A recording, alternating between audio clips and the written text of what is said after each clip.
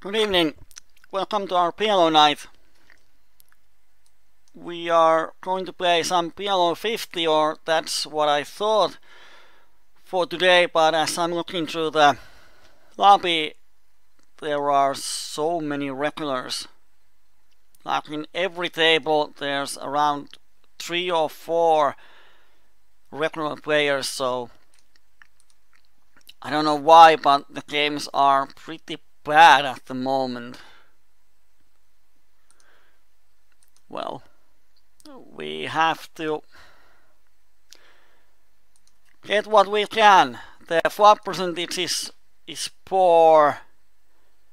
Like normally there's a lot of tables with around 40 flop percentage. Now if we look at the percentage, 30 is here, so there's going to be only around 10 tables with over 30, and most of them is 31, 32, 33, 33. There are only 2 really good tables, 45, 53, and the other one is just opened, and there's 1 regular on it already.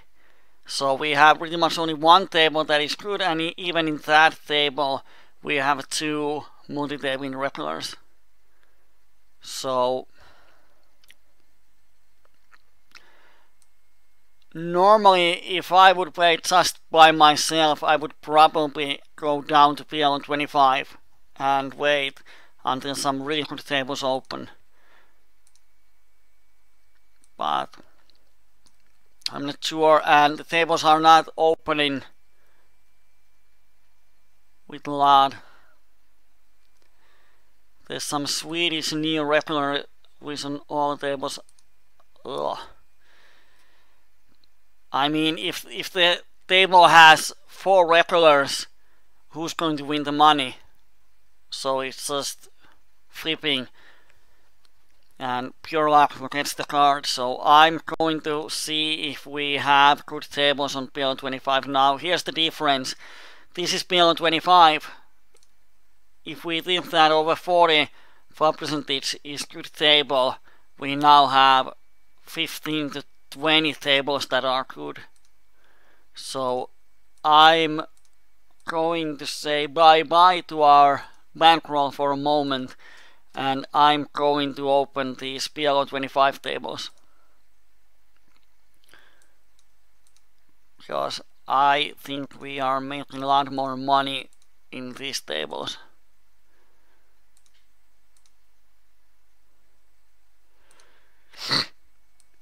Yeah. So if I get a PLO50 table that is a good one to open, I'm going to open it, but other than that I would say that we start with PLO25.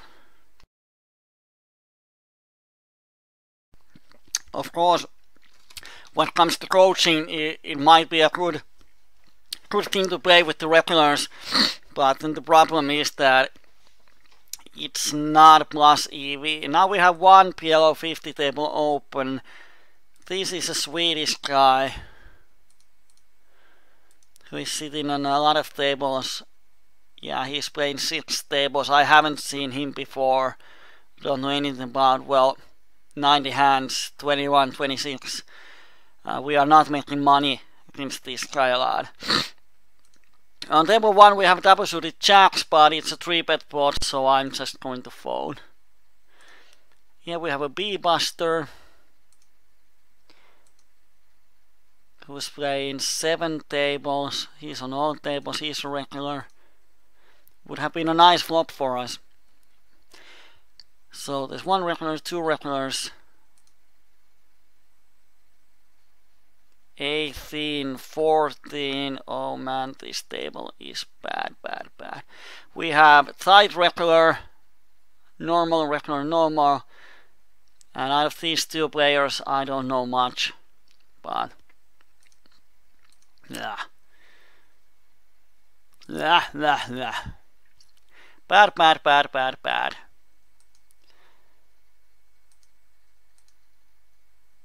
So I want to find a table that has at least 1 green player.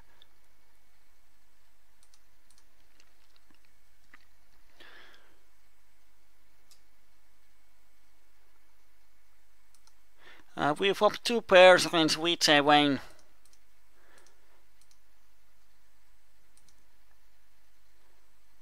If he raises, it's an interesting spot, because if he has any ace XXX hand, we are pretty much flipping, and everything better is just crushing us. We have the blockers to 9 and 10, and he's sort of spewy player, but still I think 9 and 10 work as a blockers here. And if he raises, I would fold.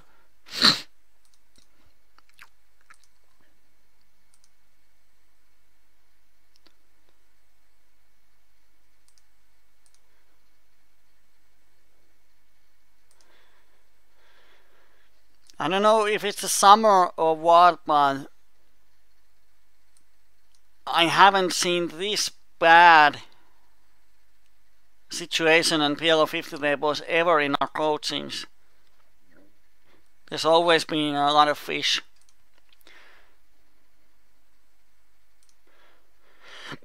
Now here we have 2 green players and 1 player that is sitting out. He's from mobile, so this might be a good table. Here on table 2 I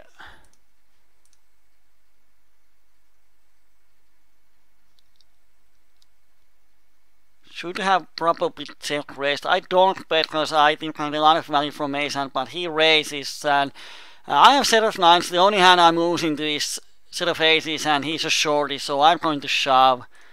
And if he has aces, he has aces, but well, now he has aces, so blah.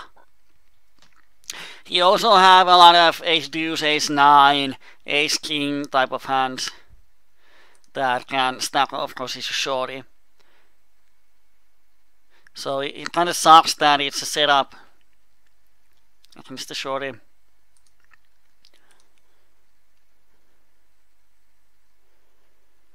Here on table 3, I don't think he ever has a strong hand, but I can't represent the full house on the river, so I'm just going to fold. Thought about bluffing, but they both have ace queen. Don't know if they had folded or not.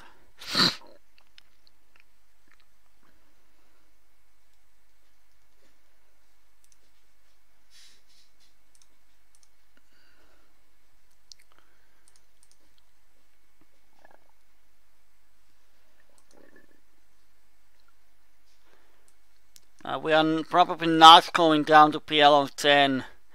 In PLO25 there's a lot of bad players.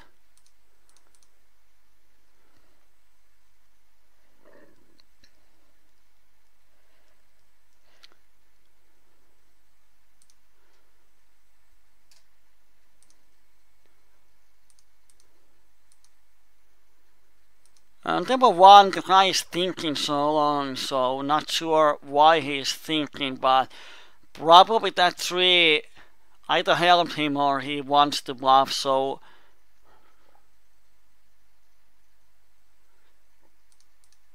I'm going to bet. He has a lot of flush draws in his range, and if he raises me I can happily fold.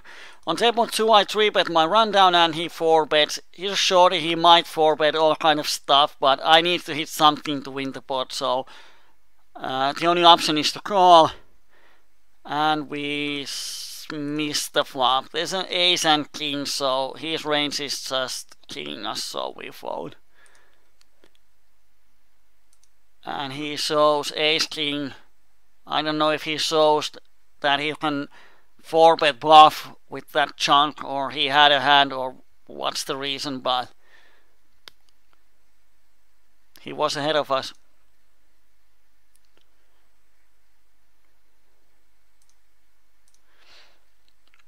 So just by that we have lost around 1 buy-in. And on table 1, I mean bets. I still have the open ender I'm going to call. And I hit my straight, and I am just going to call the river, and he has a backdoor flush. Wow. This guy is a green player, he's my friend. no doubt. On table 4, I don't want to go with. The hand is not strong enough to play out of position against good player. And until I have more information, these stats show that he is pretty decent player. Of course, he's 3-betting out of position a lot more than in position, which is kind of strange. Here on table 2, I'm going to 3-bet my aces, hope he 4-bets again with trash. If he wants to gamble.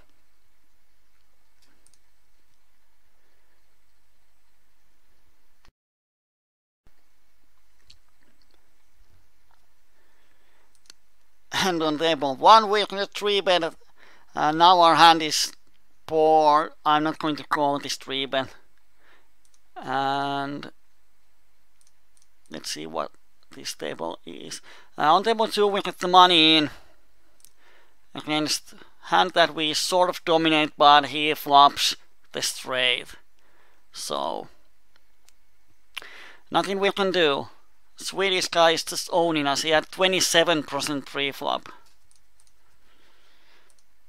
So that's how PLO goes, and that's how you create big swings.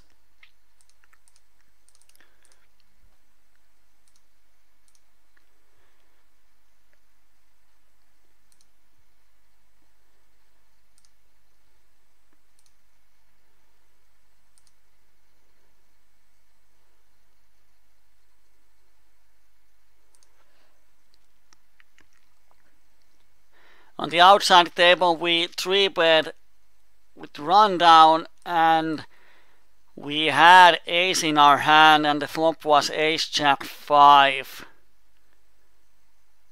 And the opponent raised us when we made a c-bet, so we lost a big pot there.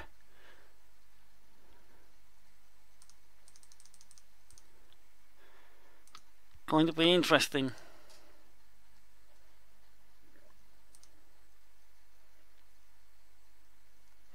And here's another hand. I'm going to show you this one.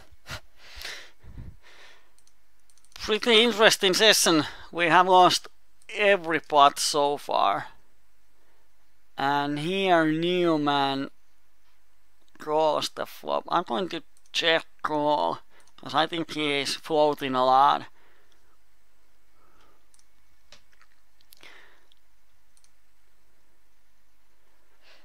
And queen is sort of interesting, because if he has some sort of straight draw, he just got there. But it also improves our hand.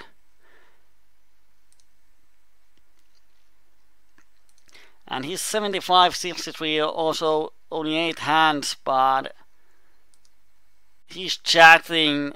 I think he's making moves, and he bets half a pot on the river.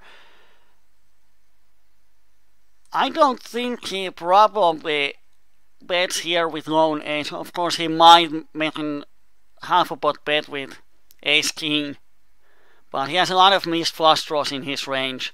So I'm going to make a hero call, and he had only a king high flush draw there.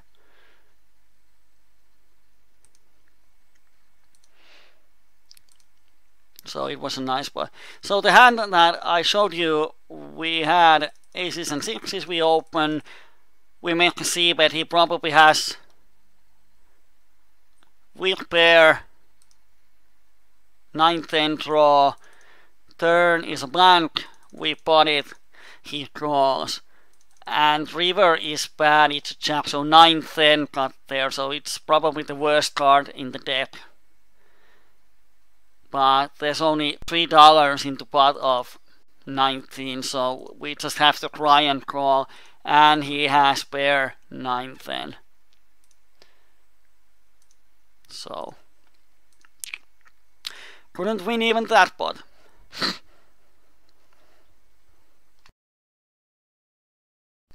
I have another PLO50 table open.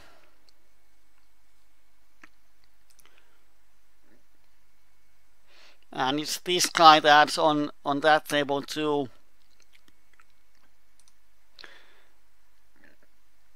I'm got only 14 hands on PLO50, so I have marked him green on some of the lower or higher levels.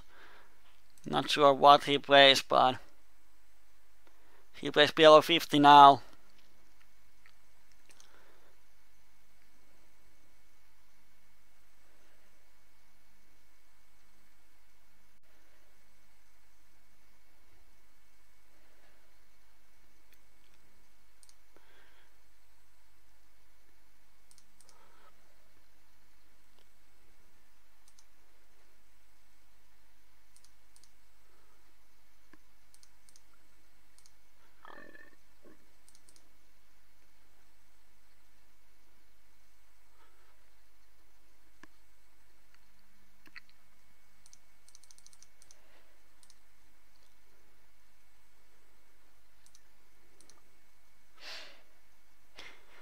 And now we just wait until something happens. On the outside table, I opened from cutoff.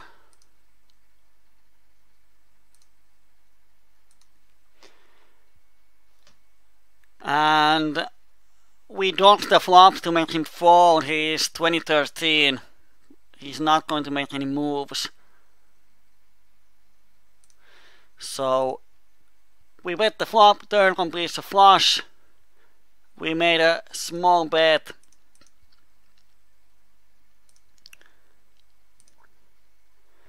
And he called on the river, it went check check, and he has aces with the flush draw, so his river check is pretty interesting, but didn't lose much there.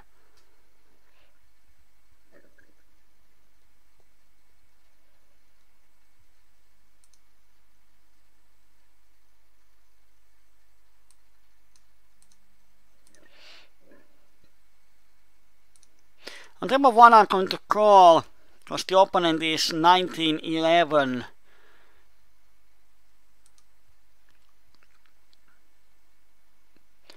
So on the flop we can decide if we want to make a move or if we want to use our pair of kings as a bluff catcher, and he c-bets big. I'm going to make a move on him and bet 550 into pot of 470. So if he folds around half of his range, it's good, and I don't think he has a lot of hands that hit this board hard enough. But now he calls, which means that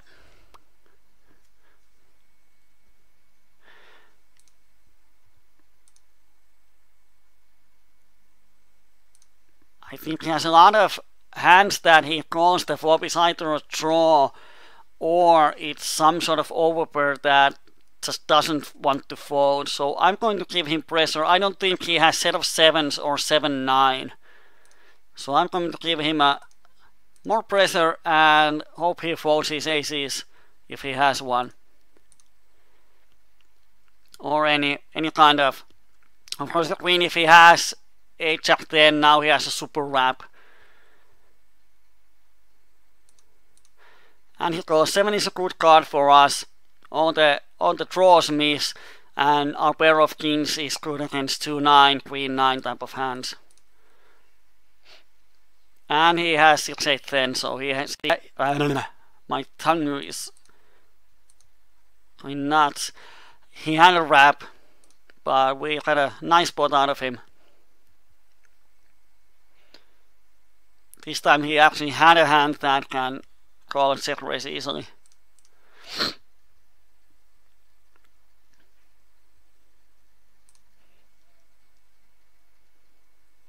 On table 3 we flop top pair, flush draw and the cut shot. It's definitely good enough for betting.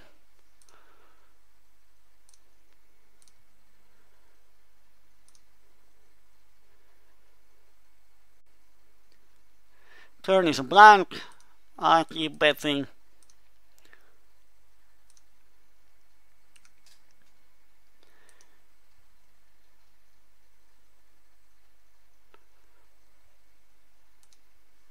And river is a backdoor flush. Now the question is, if we bet, it's never value bet, so we have to be bluff betting. Does he fold any better hands? If he has ace jack, he's not folding. If he has queens, kings, aces, he's not folding.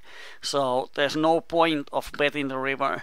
So we just have to check and see that he has, wow, bare queens that he calls the flop and turn. That's why he's a green player. But he has a lot of flush draws, or flush draws, 5-7 type of hands, cut shots, all kind of stuff in his range. So I think we can value bet our hand on flop and turn.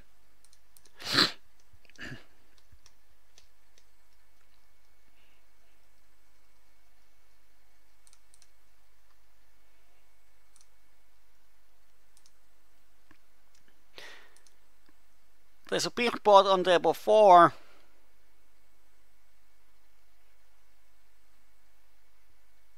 And they tied the pot. The B-Buster went all in with just aces.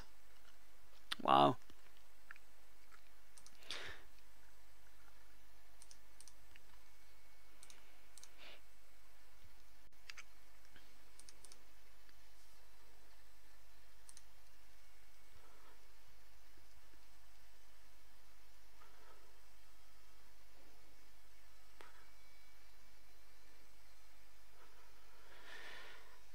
Wow, wow, wow. This guy is playing pretty much every hand so far. So I open king 6 calls with king 10 deuce 3. And hits 2 pairs, turns, full house. I bet flop, I bet turn, I check. My plan was to check call the river, because he's somewhat aggressive, but he doesn't bet the river with the full house. But it's just, sometimes it's so annoying when you play good hands and your opponent plays this type of garbage and they just win every pot from you.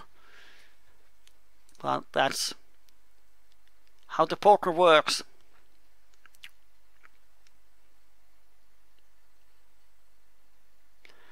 Here the Swedish Filippo is making a lot of money by shoving almost every hand.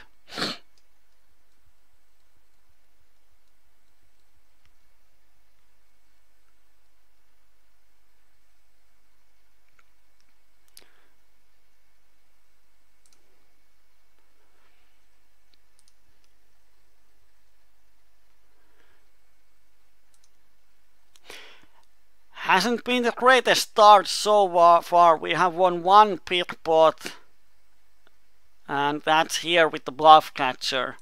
But if I remember right, that's the only pot we have won so far. But it's better to lose pots in the beginning and then win in the end. Gives a better feeling than the other way around. So let's see if the run turns after an hour or so.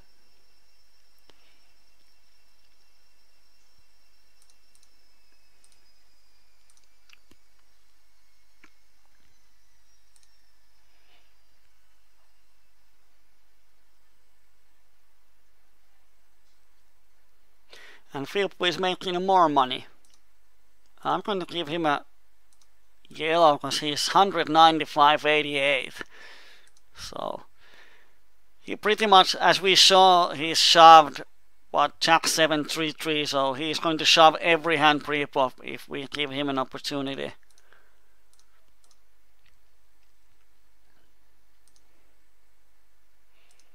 So all we have to do is wait for a decent hand and print some money.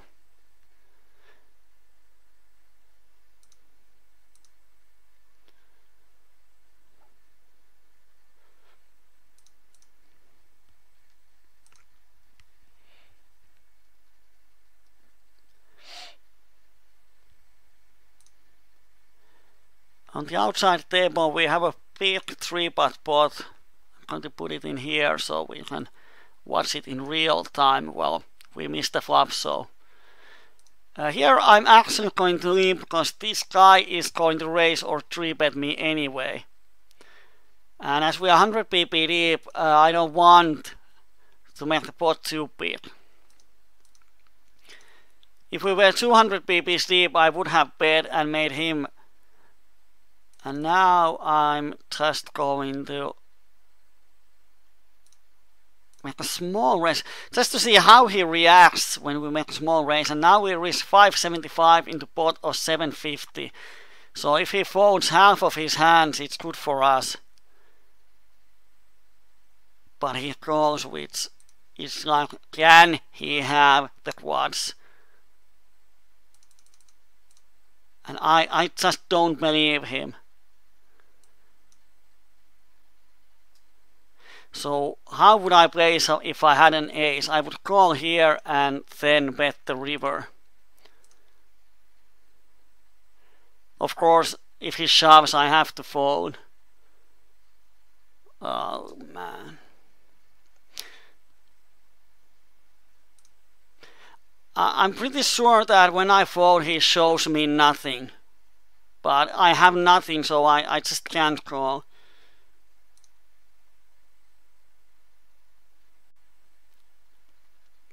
Or maybe he had an ace, but I honestly don't think he had ace there.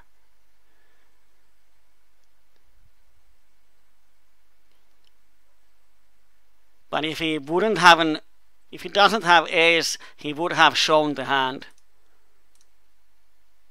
Because this is the only table he's playing, so yeah, he probably had an ace, and it's like you have a super maniac that is just shoving every hand, and you have a great flop to make moves, and he wakes up with the quads. Oh dear.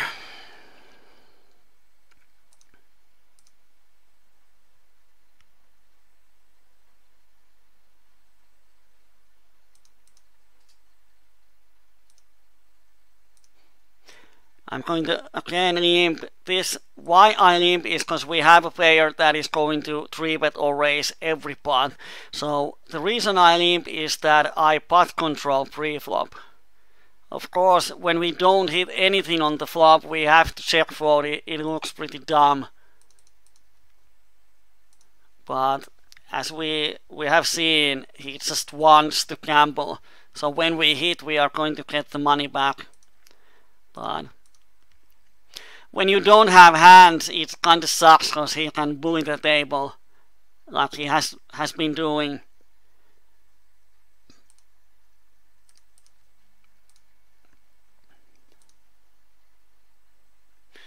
And then he wakes up with the nuts. It's so typical of those players.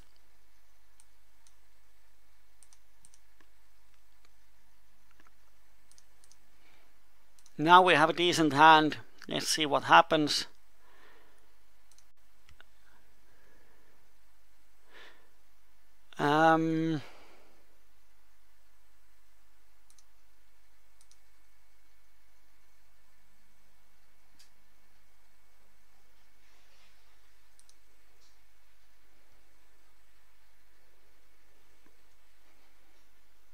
If I even had a cut shot, I would call, but I don't have.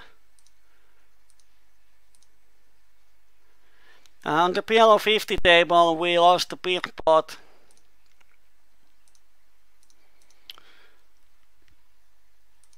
Normally I say, and I have the nuts, and I have the nuts, and I have the nuts. Today we don't have the nuts. We open rundown, we flop 2 pairs and an open-ender, and turn is an ace. And this guy raises. So it seems that either he has ace 10 or aces or a set, but we block 10 and 9, so he might have pocket aces that he doesn't want to 3-bet pre-flop. Now we have to pay $18 in the pot of 90, and we have an open-ender, so we pretty much get the odds for calling. But we don't hit it, and he shoves the river, so didn't hit the hand there.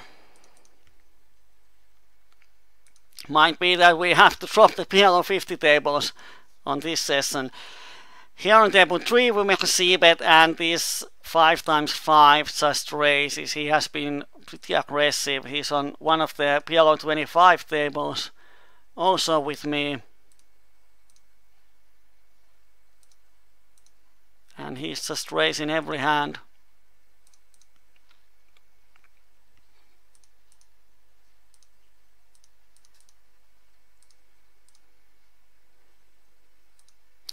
Decent flop on table 1. I don't see any reason to raise this guy. So what I'm going to do is I think for a while and then I'm just going to call. And he's out of position. He has to make the bad decisions. And here on table 3 we 4-bet pre-flop and we just have to shove the flop and hope he doesn't have a 5. And now he has to check, which gives me an opportunity to bluff. So now when I bet he can't be sure that I always value bet, because I might float this flop and see what he does.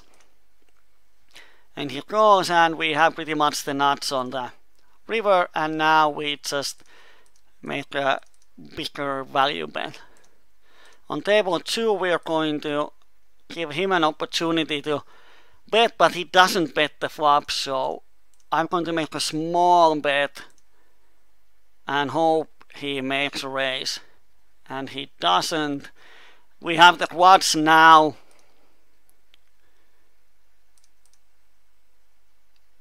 So I'm just going to shove and hope someone calls me. Here on table 4 we get all in with aces. So now the tide is turning.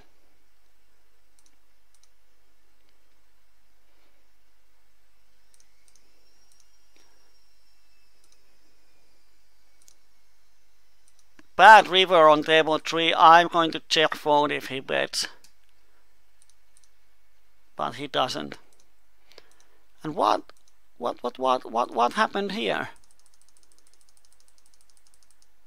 We get a cold 3-bet from the blinds instead of seeing a cheap flop. This should be super strong hand. But he doesn't go 4-bet. So the only hand he can do this is some sort of pocket kings, and even the bad ones. Because if he has double suited king, queen, jack type of hand, he has to call. And he folds. So, wow. And he's sort of regular. I have no idea what he has in his hand.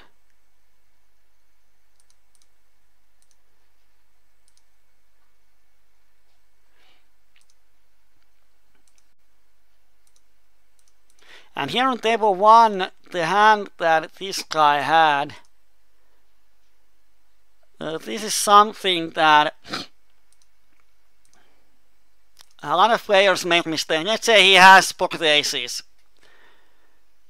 We don't know what he has. He has 3-bet out of position kings, 4-bet aces. So he has aces or kings. It doesn't really matter in this spot.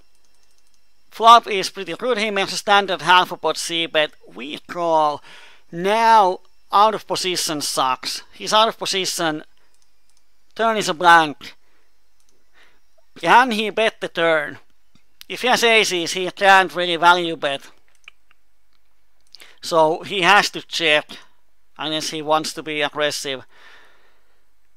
He checks. Now I sort of know that he doesn't have a strong hand often, so I might float this flop. I might now turn my straight draw or flush draw into a bluff on the turn. And now if he has pocket aces, it's pretty nasty spot for him. But when he decides to call, I think at this point he should make the decision on the flop. On the turn. Does he want to check call, check fold, or bet fold? And what it seems that when he bets the flop, he doesn't have a plan. So he check calls a turn because he doesn't know what to do. And river is a 9, it completes a straight. But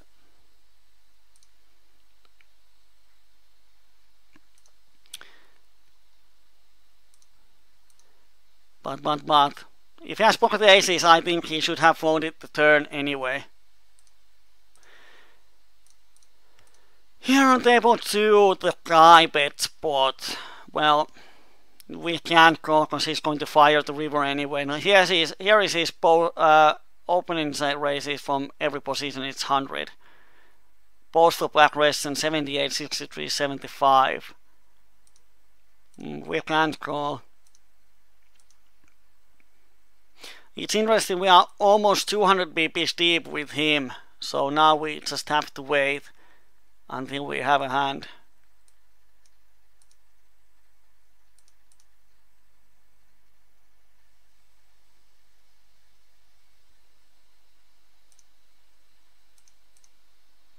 But this is the problem when you 3-bet aces out of position.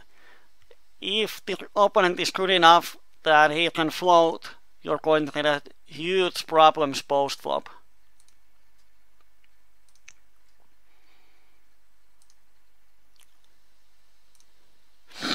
Here on table 3, I'm just going to check this flop. There's 2 overcards and tons of straight draws, so probably someone has king or queen in their hand.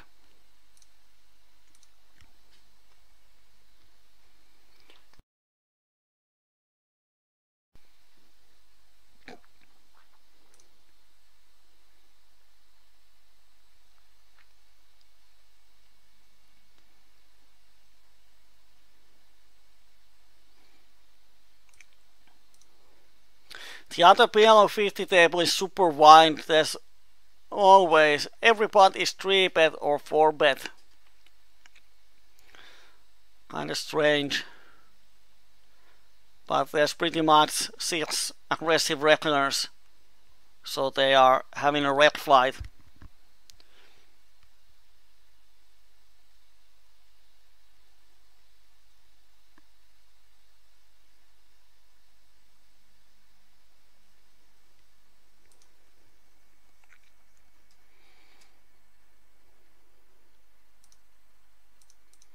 Table 4, we hit something on the flop, and he check calls. He might be trapping, he might have a flush draw, but as I have no information, I'm just going to bet. And if he raises, of course, I'm going to fold.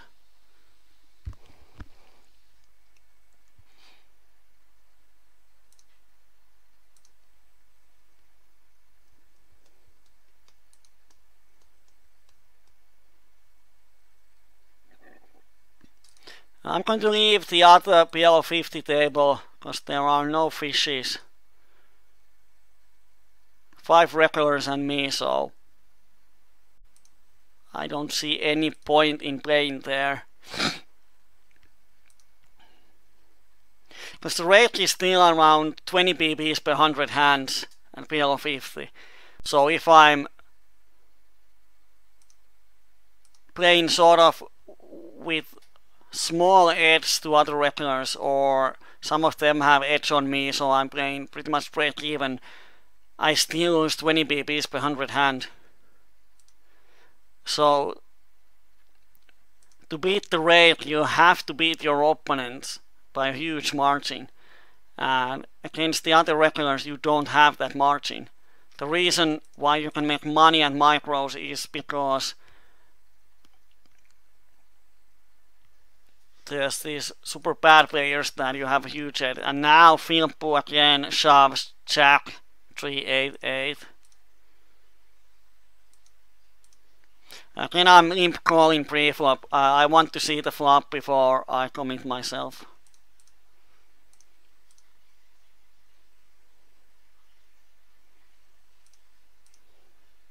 Here I'm just barreling his flush draw, but he has the flop straight. Wow. I think his range is, when he doesn't raise the flop, he has a lot of flush draws. And he's going to fold those flush draws on the river, but this time he had a flop straight.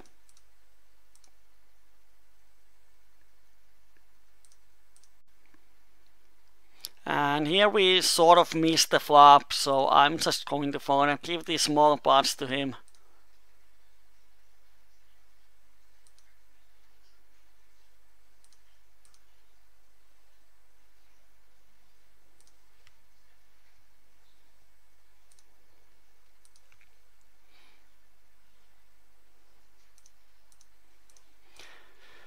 Too bad we haven't had a great hands on table 2, because this is so easy making money against this guy as long as you have hands that you can play and you hit them some way.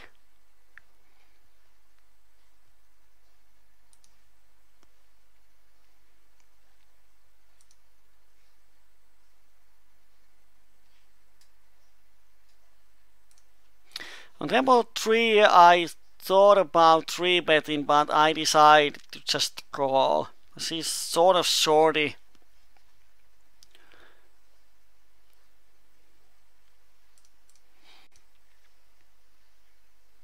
And I assume that I can play profitably with these guys post flop. And here on the river, 1 out of 4 times. He has a lot of missed draws in his range, so I'm going to check call the river.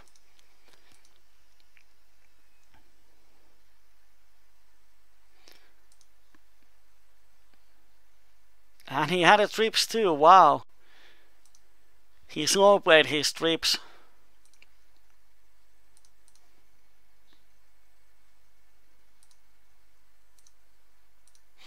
The thing is that, well, of course he can value bet his trips because my calling range has a lot of overpairs too. So, yeah, I think he shouldn't have potted the river. I think slightly smaller bet size would be better, so he can get an insta call from the overpairs.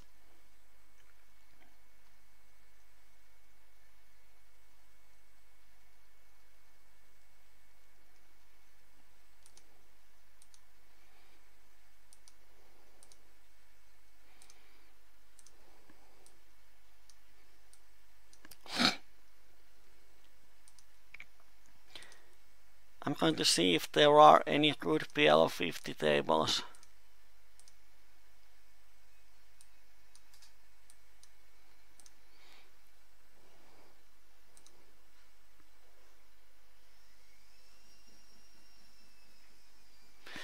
On table 2 the Philp is again getting it all in jacks versus aces, and he hits the jack.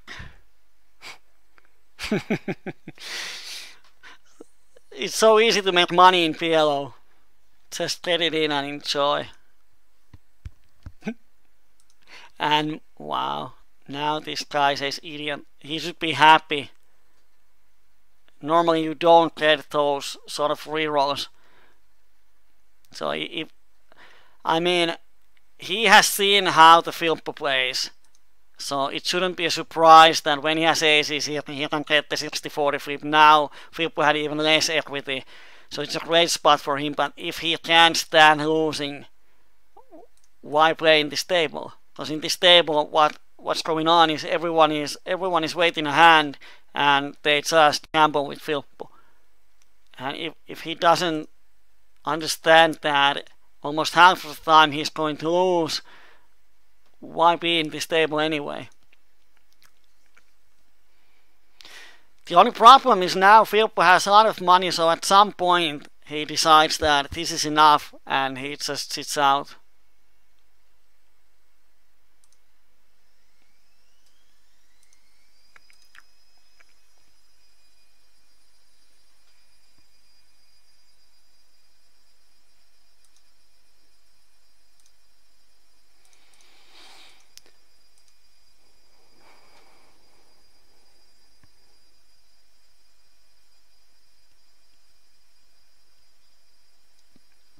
And here's a friend of him, probably observing. And table 4, I'm going to c-bet. It's 1 big, 2 low cards. Good flop to c-bet. But of course opponents know it's a good flop to raise with any king XXX hand, so.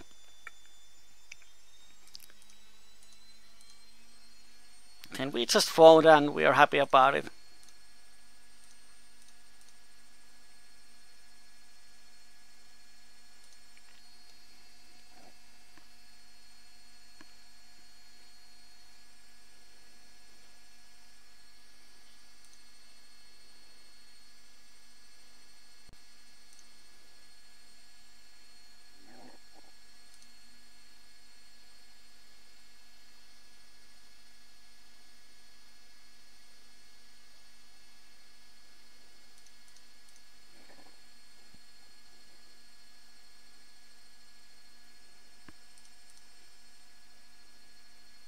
And again, this Avocos is 3-betting me. Now I don't have a hand to call, so I'm just folding.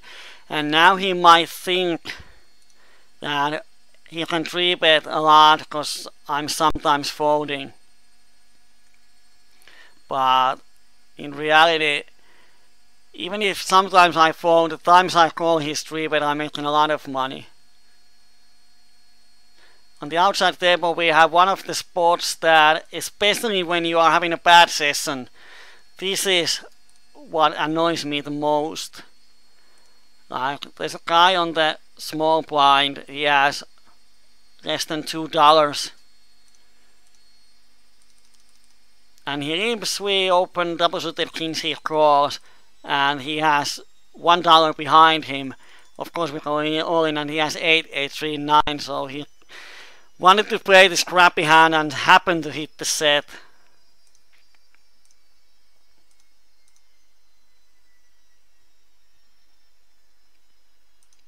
But in that spot I would be happy to go all in on any flop because the SPR is 1.6 or 1.75.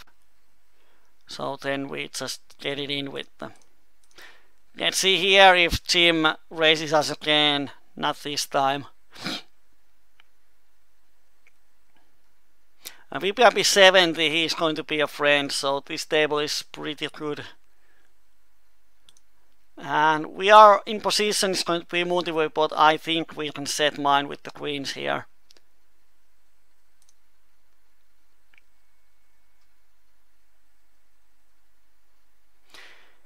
Yeah, it's good to see flops, but we have to have a hand that can hit hard enough for us to stack off, because he's going to raise and bet a lot of flops. So there's no point of seeing the flop with marginal hands. Here on table 4, I'm going to stab to this spot. And we could have, well, I don't want to get it all in with $40. Because if he has ace in his hand, we are in a bad shape. The reason why I bet $4 in the pot of 573 here is that I want it to look strong. If I bet half a pot, it looks like a bluff. If I bet $4, it looks like a value. So I'm going to bet bigger here just to make them believe that I have a 5 or kings in my hand. And on table 2, I'm going to make sort of call down against him. We have a flush draw on the turn, which is great, and 4 is a good card. If he bets, I'm going to call. And he had a 4 in his hand. Wow. What can you say?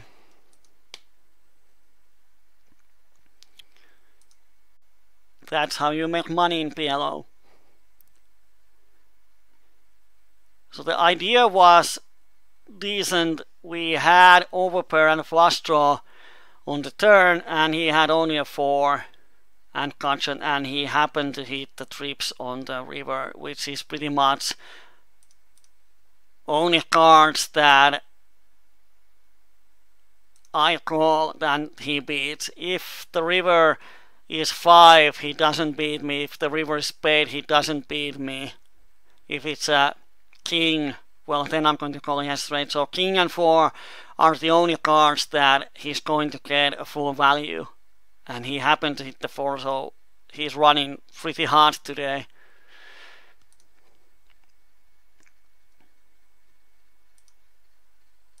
But there's nothing you can do about it.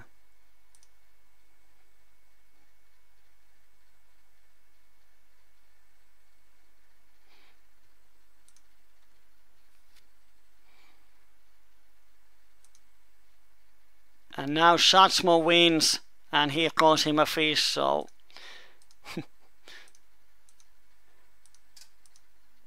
what might happen here is that Shatsmo is angry to Philip when he starts shoving pre-flop almost half of his range, and they are just going to get it in pre-flop, so that's a decent spot to make money, but unless we have a super premium pre-flop hand. It's not going to be massively plus EV. But let's see what happens.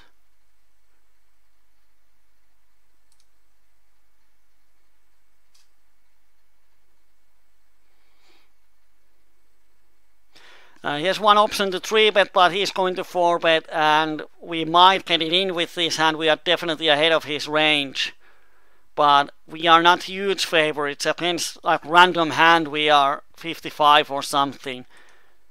So I don't want to make love with variance. I want to hit the flop in some way and then shove.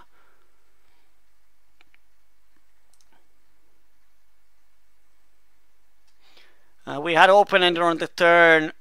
As we can see, we have huge implied odds against him. That's why I call, but I'm not going to bluff him. And he actually had a better hand than me. Pair of 9 beats my ace high.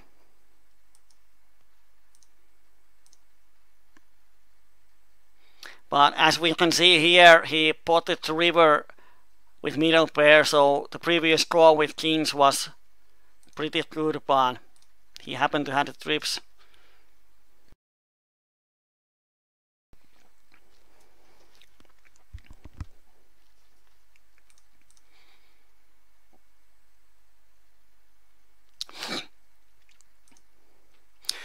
These are sort of players that often create problems. When I have talked with people, they often say that these super aggressive players give hard time. It's hard to play against them. It might be hard if you want to play with this type of player, 100, 100, 100. Then you have to have a plan. You have to know what you are doing on the table. I'm not going to call that Shatsmo is probably... I don't think why would he raise if he's not going to 4-bet. But he just calls and we would have flopped the nuts. That's the way it goes. But you have to have a plan versus this guy. Like now we would have got a huge amount of money, but you don't know that. If you don't have a plan, what's going to happen is that you are going to bleed away. You're going to wait the hand, and when you have a hand, you are getting hasty and you raise it too early. And this type of guy, he's going all in pre-flop, yeah, but if you raise him on the flop or turn, he's not going all in unless he has a hand. We have seen him folding post-flop. So you have to have a plan. How do I get his money? And my plan is to pot control pre-flop, wait until I hit, and as he only pots post-flop, we get a nice amount of money out of him when we hit the hand, in theory. In practice, we have lost a couple of buy-ins to him.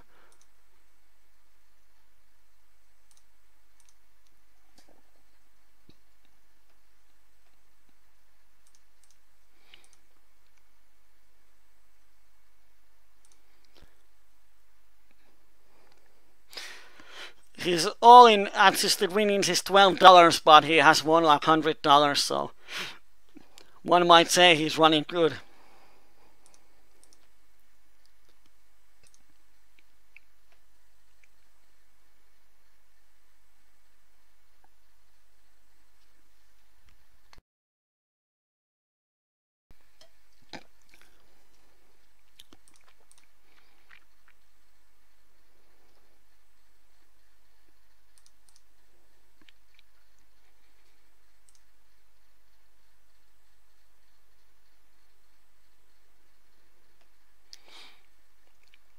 And boys are building up a nice pot.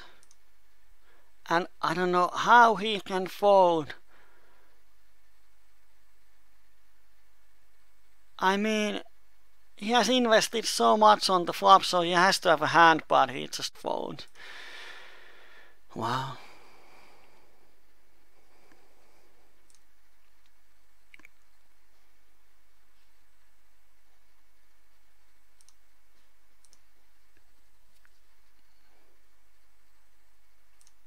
I'm going to call on table 3. And we missed the flop completely. Here, this guy bets pot. So he's a greenie. If he has aces with the flush draw, he's getting it in. So I'm going to just raise full pot him. Often when he c-bets full pot, he's not folding, and we get it all in with the nuts, and he has 2 pairs, which means that he's drawing almost dead. And we won a nice pot there. Whee!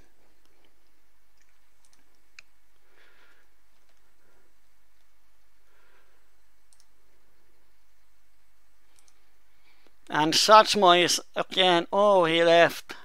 Damn. Well, I'm going to leave the table too. No point of playing with these regulars.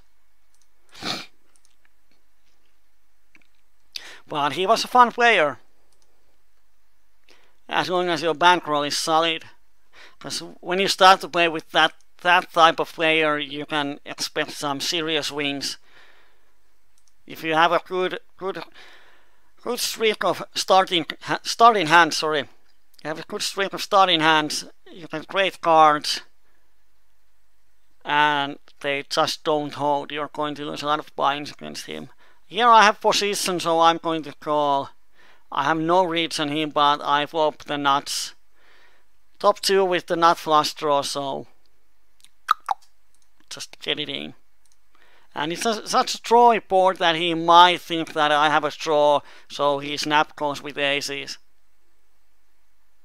But he might actually fold because he thinks. But he does call, and he's drawing pretty slim. And that's the problem when you start to 3-bet these small rundowns.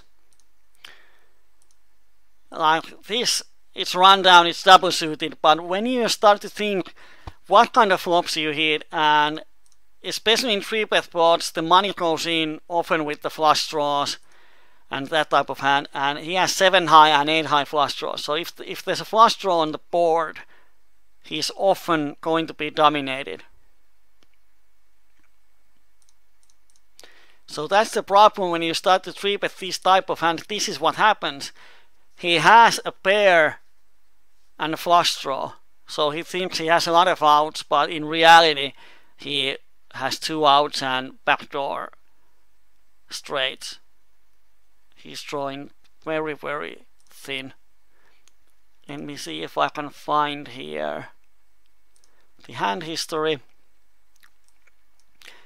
Yeah, he had 12% on the flop, so that's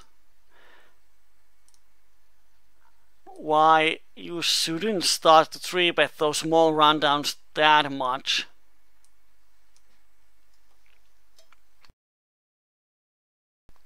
Of course you can 3-bet, but when that happens it shouldn't be a surprise.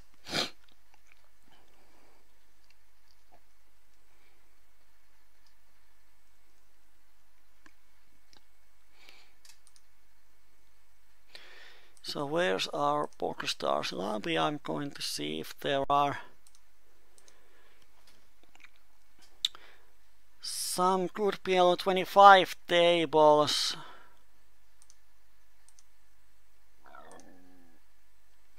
There's a green player. Oh, there's the Greece. Our favorite opponent.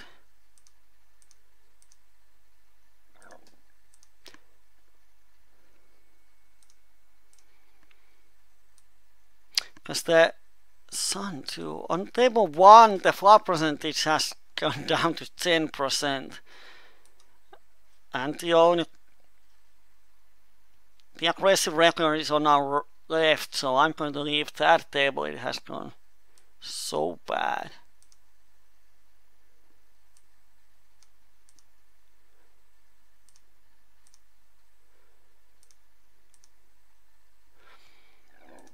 So I went into a few tables waiting list.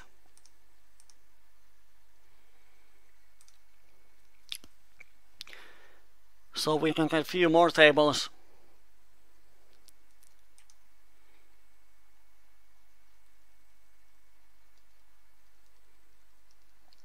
And we have won so many pots and lost so many big pots today that I have no idea if we are winning or losing. So once again, the tension goes up. No one knows where we stand until I reveal my poker tracker. Table 3, we are going to open our double pair, of course.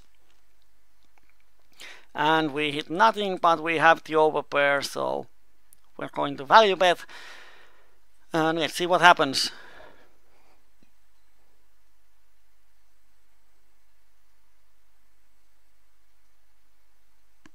And we win the pot, which is a nice thing.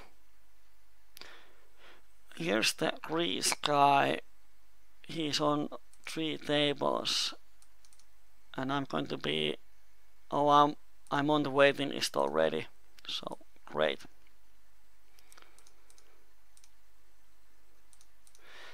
Seems that table 3 is dying. Satsmo is in there.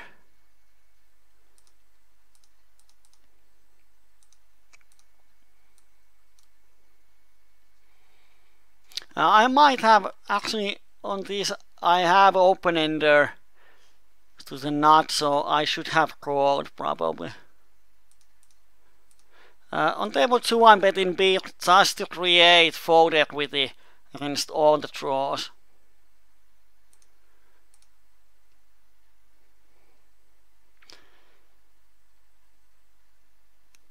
And wow, 67 guy raises me. He probably has trips full house or overpair, and every one of those is crushing me. So I have to fold. Kinda sucks.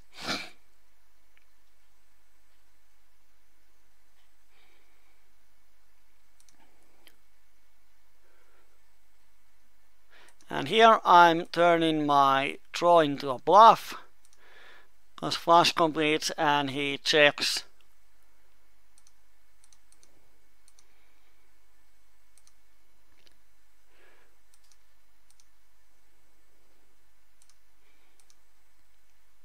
And let's see what happens. If he calls, we still have probably all of our straight outs alive. On table 1 I value bet against sets and 2 pairs.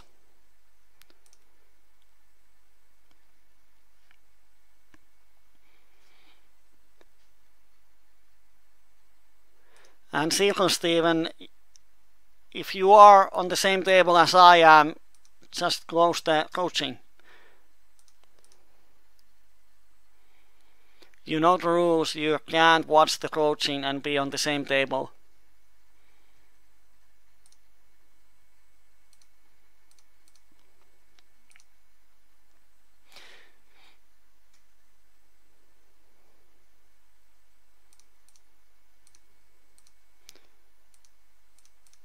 I'm going to bet full pot because there's a green player on the small blind. So if he wants to make something stupid. Of course he's sort of regular, so we might need to play balanced poker, but often when a player has a green color it means that he's not the greatest PLO player on the planet. So I don't think how much he cares about balancing stuff.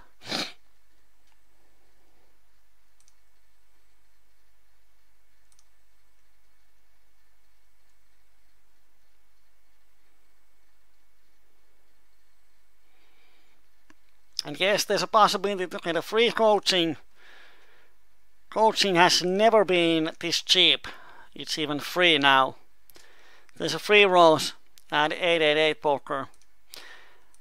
On table 3, the Irish guy calls, and I'm going to bet fold the turn, because if he has a straight, I'm going to lose anyway some money. But if he has a flush draw, we'll get some value. And on table 4, we have an interesting spot, because we are 200 pp's deep with the pre-flop opener. So I'm going to pot control here. But I don't see that. How could I fold? Because he might value bet jack high flush, thinks I have a set. And he might do it with the blockers. So I'm not going to fold my second nuts. But I understand that where he's playing, he often has the nut flush. But now he had only the nut flush blocker.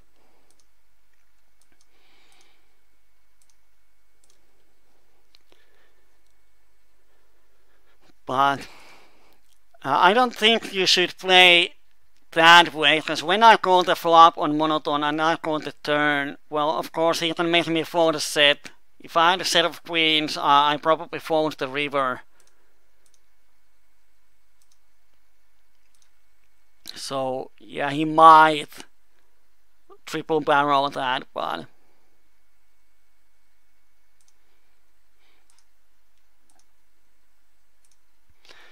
what I have seen that if you want to use your ace blocker, you can use it as a raise or at some point to make it look really strong, but to triple barrel with just an ace blocker, it's not going to work that often in PLO50 and lower. Because if someone calls flop and turn with the flush, they are not going to fold it on the river. So the only hand you are going to get folded is the set. And I have seen people call there on the river with the set so often that I stopped doing it.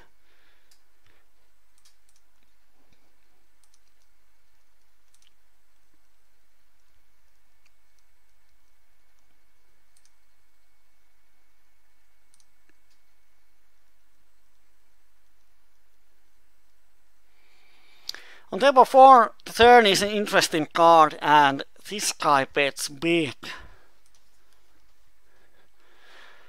He bets against 3 people, so it seems that he might actually have the full house.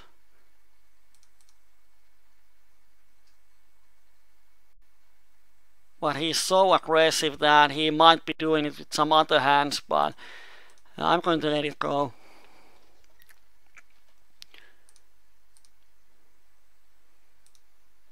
The problem is now, if he bets the river, what do we do?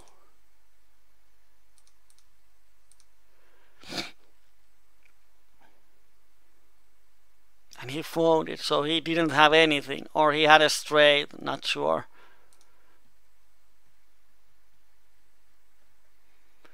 Wow. Strange guy.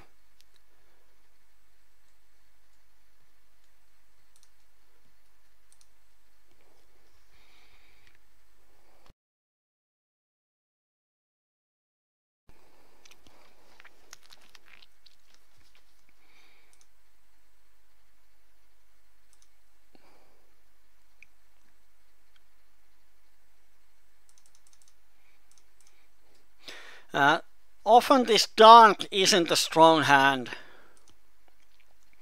So I'm going to raise, and this 5 of clubs is a great card to barrel. And he should fold all his flush draws. And if he hangs on with just a bare ace, then I can at least give him a green color. But he had an ace and he folded it, so it's great. I understand the thinking behind Mer's play there. What I have done here is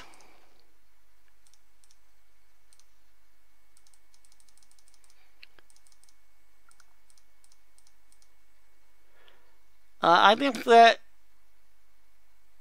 c-bet is fine. Now, I would have made the c-bet myself. But now when I check call, it's I don't know how much he knows about me, but he should, if he has a heart, he should have around 100 hands on me. So when I call, I often has flushes, sets. I don't think I ever have a 2 pair when he bets into 3 people.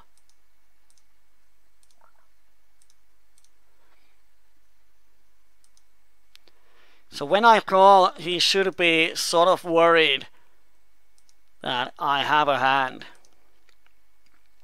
And this is something that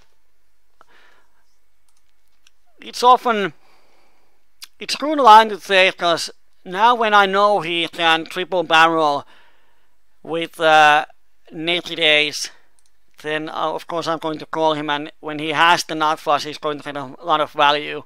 So even if he lost his hand, it might give him extra value in the future. The problem is that the river bet sizing. He bets half a pot on the river. I think that if he had a nut flush, he would bet bigger. So it's really hard for him if he makes this half a pot.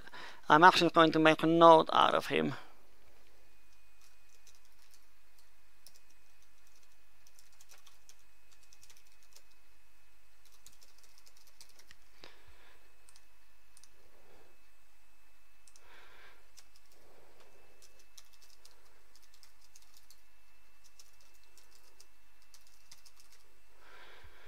That he bets half a pot. There's so much going on the tables. On table 1, I'm going to let this Greece guy bet on me. I'm going to go down with my jack high flush. Of course, the king isn't a nice card, so we check the river, and he had a nut flush this time. And on table 4 we have a straight, and 80 and 0 guy makes a small min raise. We get the odds with the flush draw, so we have to call. And we hit the flush, and I'm going to just value bet against him. And he calls, and he probably has a straight.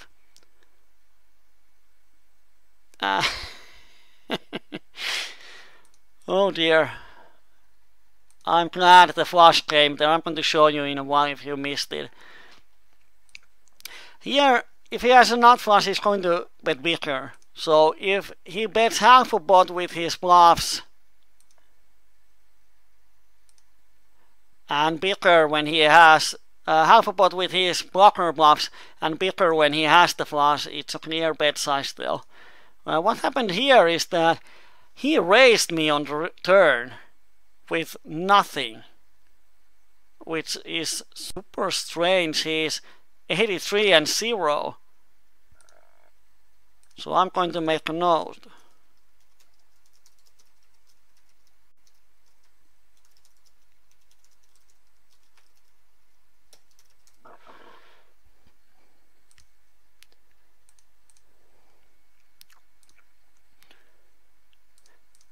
And Addy has been such an aggressive post flop, so I'm getting it in with 2 pairs and open ender. And he has a set of jacks. It kind of sucks because he has been raising me a lot post flop. And the one time I stand against him, he has the nuts. So it kind of sucks. But he's a shorty, so it's not that big of an issue. Here we have an open ender, and this is the aggressive guy. I'm going to check back against him. And if he bets a turn, I'm going to call.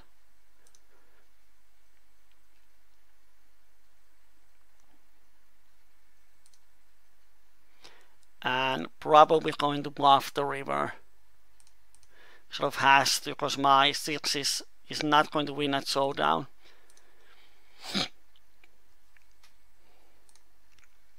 And we win the pot.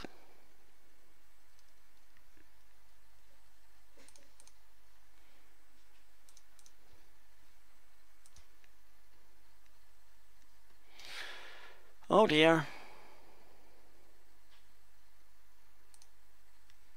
Shorty won a flip against us.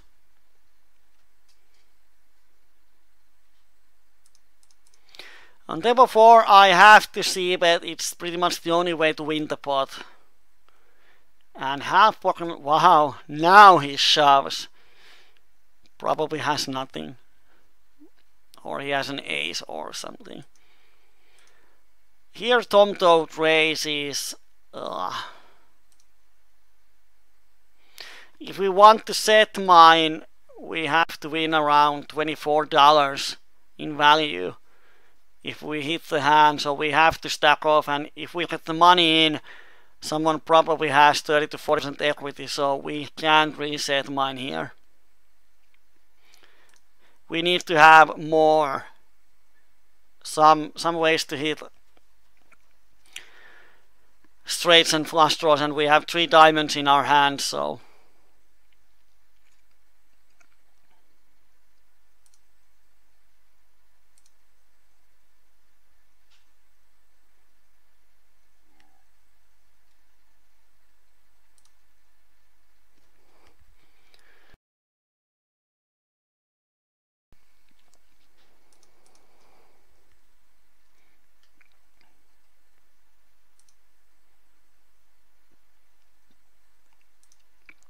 I probably shouldn't open so every hand against Tom though, because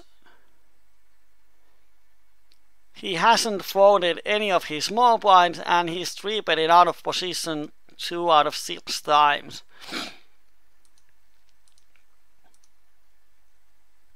And he doesn't really want to fold post flop either. So maybe I should tighten up my range.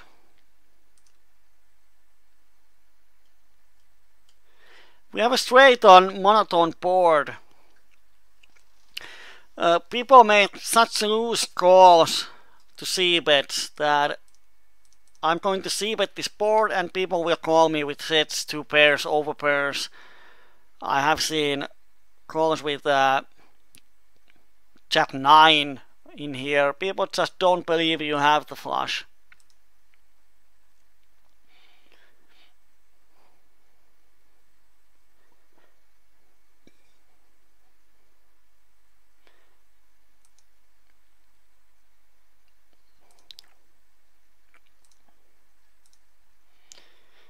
And now we just wait. Until we have a hand.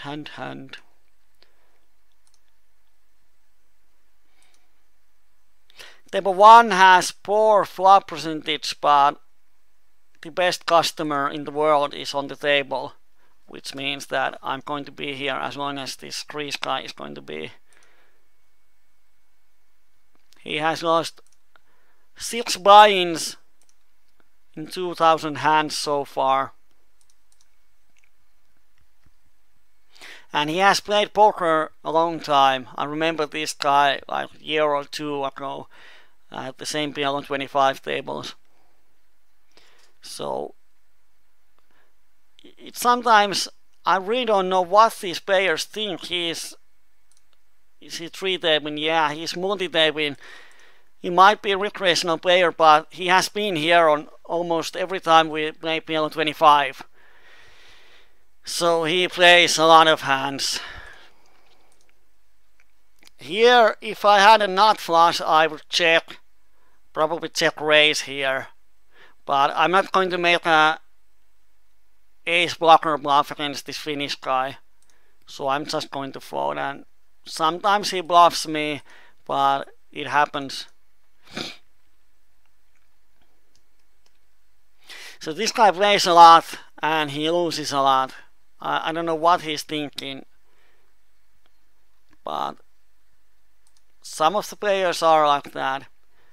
They just ignore the fact that they lose a lot of money.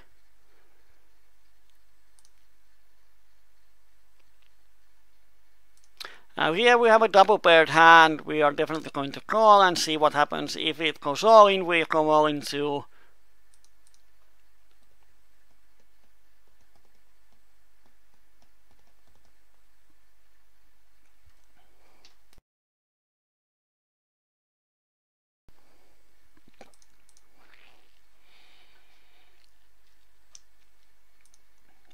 And let's see what happens.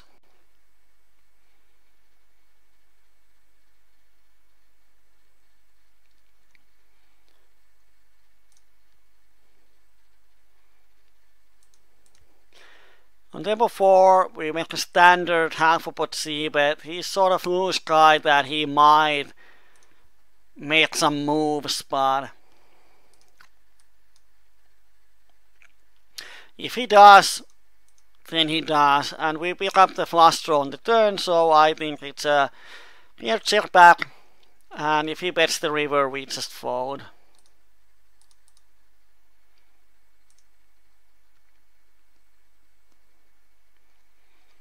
And as soon as we have bigger sample size on him, we can start to make some kind of adjustments. On table 2 I decided to fold the flop. Even I have one overpair, but it's so often someone might have a set of jacks. Of course we have around 4 outs to real great hands, but 4 outs is not good enough to call a big bet.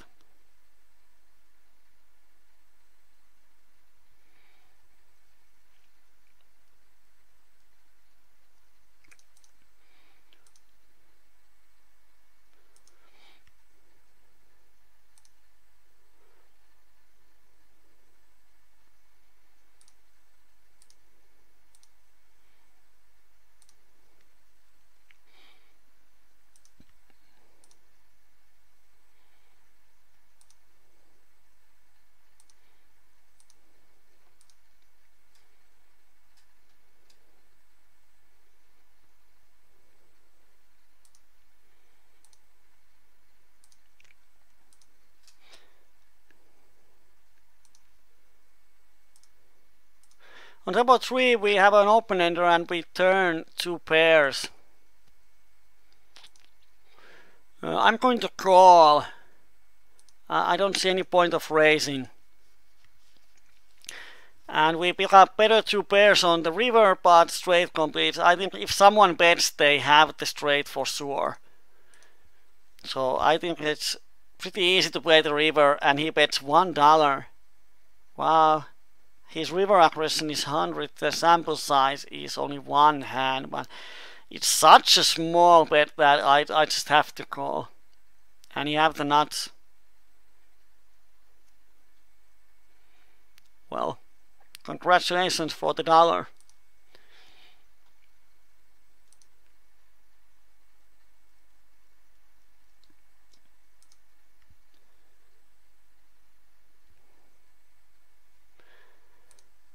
It has been such a hot day here in Finland today. I've been on the beach for the whole day and I think I have burned my back. And definitely got too much sun on my head. So I feel kind of tired, but I think there are so good tables that we are going for around 15 to 20 minutes. And then we close the session.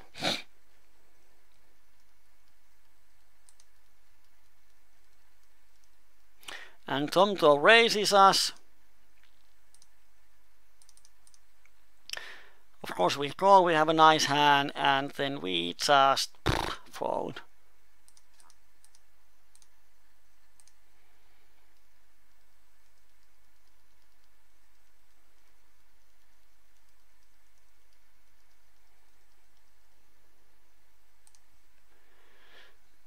And on the other table, we bet the flop, we bet the turn, we bet the river, and he raises the river, which seems that he might have a turn full house. He's a really aggressive player, but when he raises the river, we can't just call with the straight, so we lost a big pot there.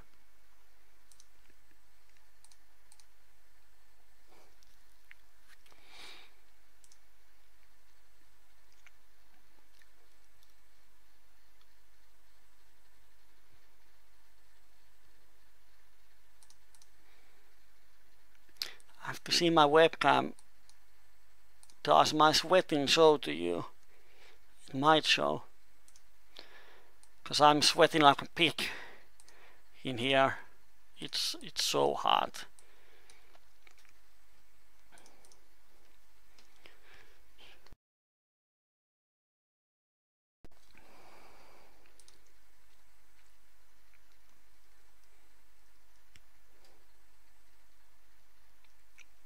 On table 1 we flop open-ender and 2 pairs.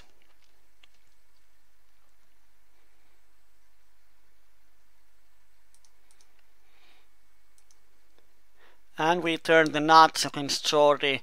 So we definitely have to bet here. And we have to bet big enough so we can shove the river. And if he has a flush draw, we are going to get the value on the turn. And now on the river we just bet the rest. And he folds, so he probably had a flush draw. That's why we bet big on the turn, because on the river we don't get any value from missed flush draws.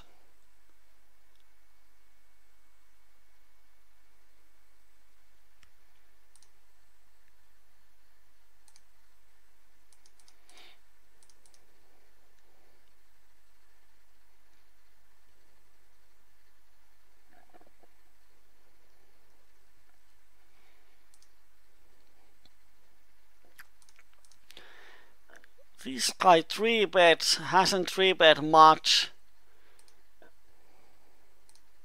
So not much we can do. We see if we hit the flop, and if we don't, we just give up.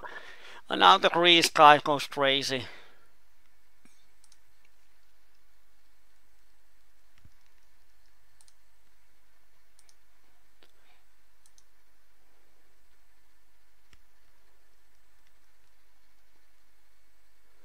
I might be a bit red. It's the first hour I was fine, but now after 1.5 hours I'm feeling quite warm. It's like I'm in the sun, but there's no sun anymore. But I think I don't know what's the word when you get too much sun. It's the sunstroke or whatever it is.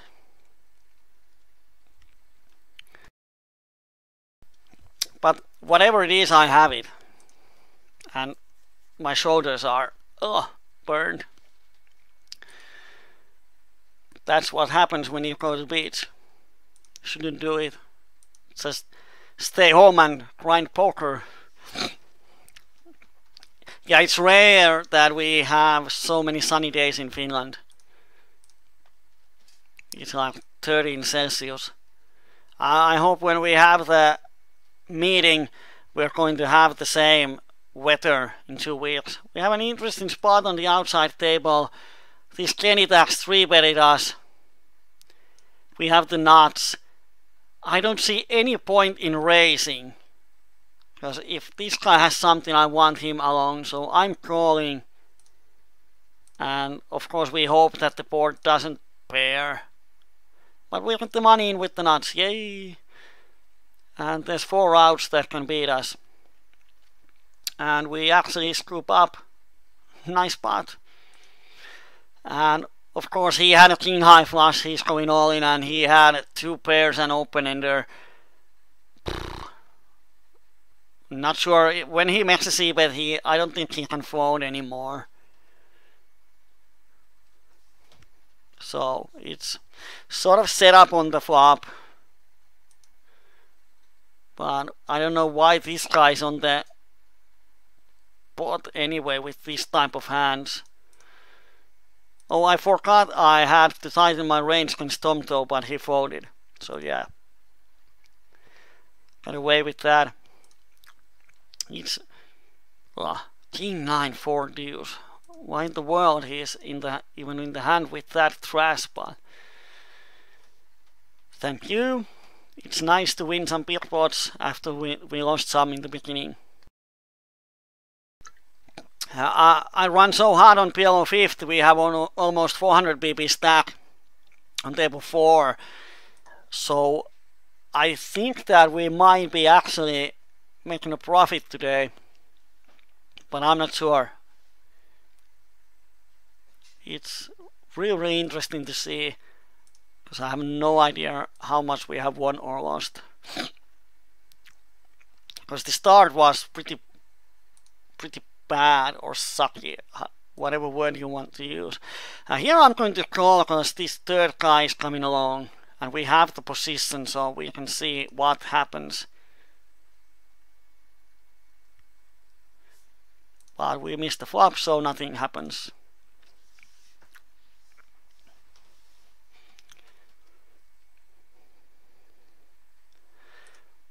On table 2, turn is pretty good card. We have overpair open end around flush draw, and he pots. I'm just going to call.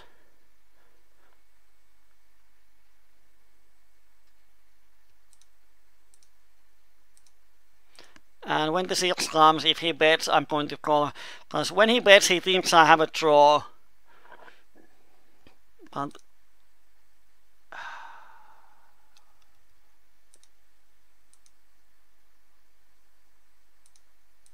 I'm going to make a small bet. Because I should never have a full house here, so it looks like I might have a bluff. The only hand I'm worried about is pocket aces. But he has also other kind of hands, and now he calls me with the jack 10. So we've got some extra value on the river. If it's plus 13 Celsius in the Pokermania meeting, please take your sun lotion with you.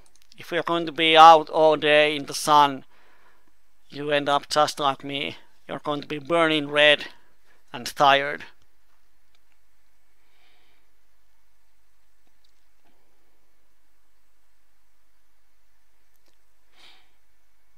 We have around 10 minutes or so, so let's see if we can pick up 1 or 2 interesting spots.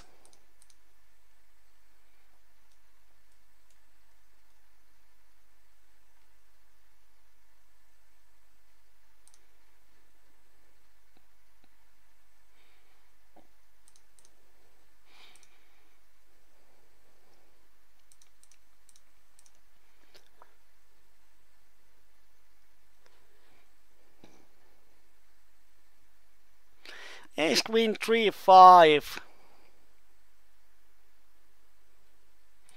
It's sort of problematic hand, but I'm going to isolate the limper. Let's see how it works out.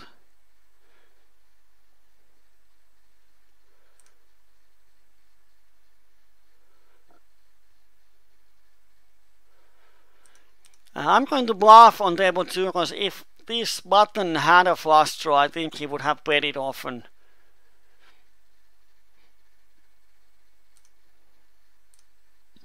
So I have a great folding equity on him. And when he checks, he probably doesn't have an ace either.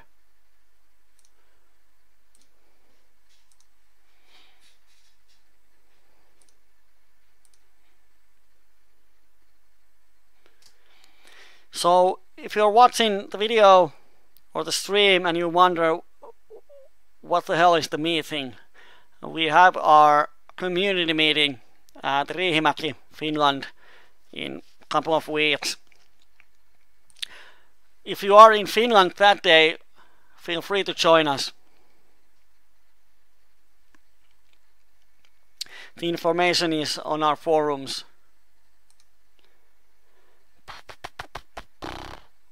I'm going to fold the button on table 3. Yeah.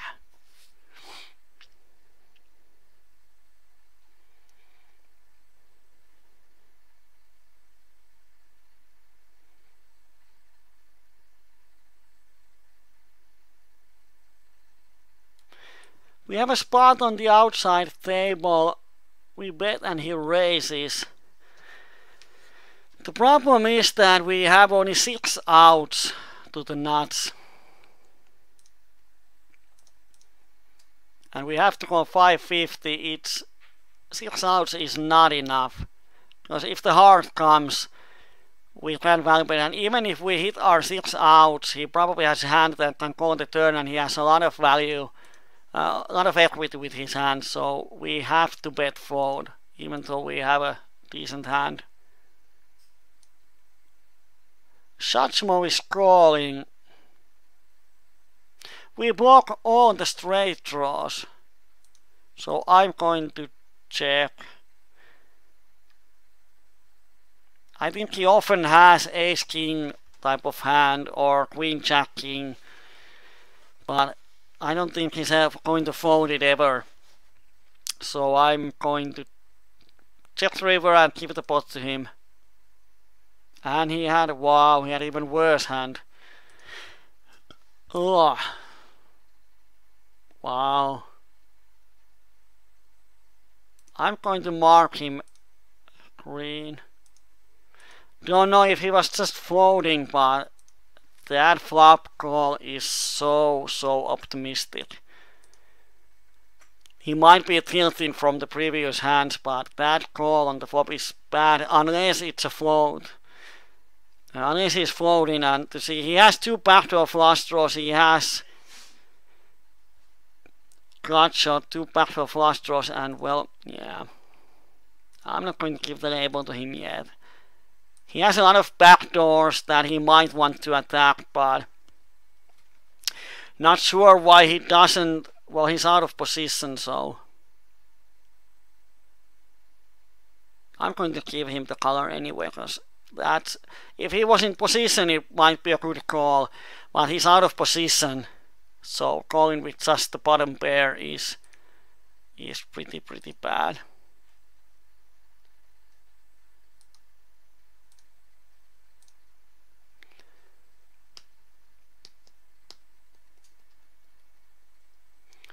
I'm going to raise against Newman, and if he calls, I'm just going to bet until the board change.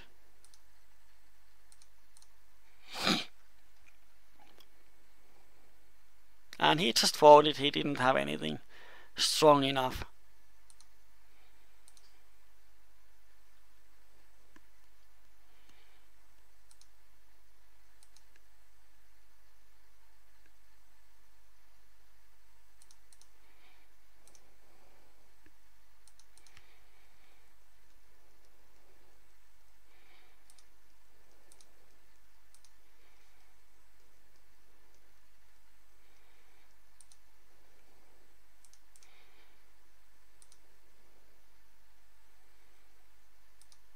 There's a bet and raise, so our top pair isn't that good anymore. Against this guy I would have called.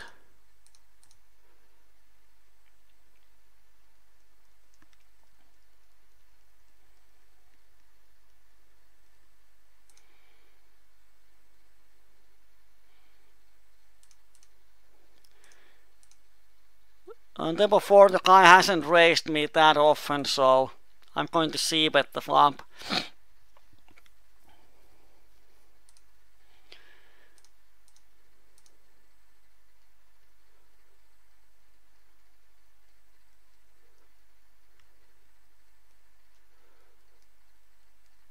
This Acme guy is interesting. He has donked 3 out of 4 times post flop. So it's interesting to see when we get more hands on him if the donk bet is that high. Because if he donk bets that high, we are just going to print a lot of money out of him.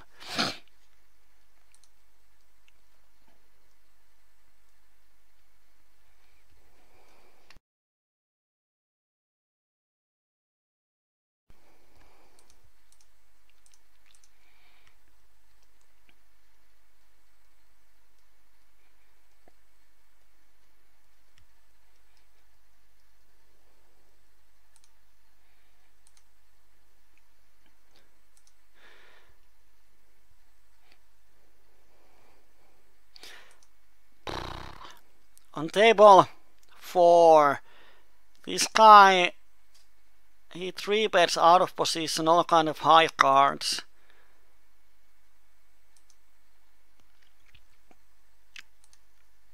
It's sort of, if this Yana was deeper we might think about calling, but now we just don't have the odds.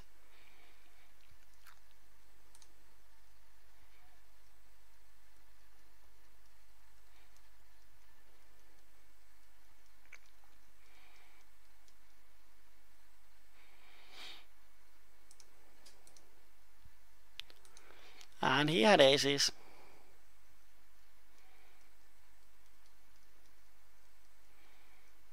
It's always when you have a pair in your hand, it really hurts how often you will hit the flop.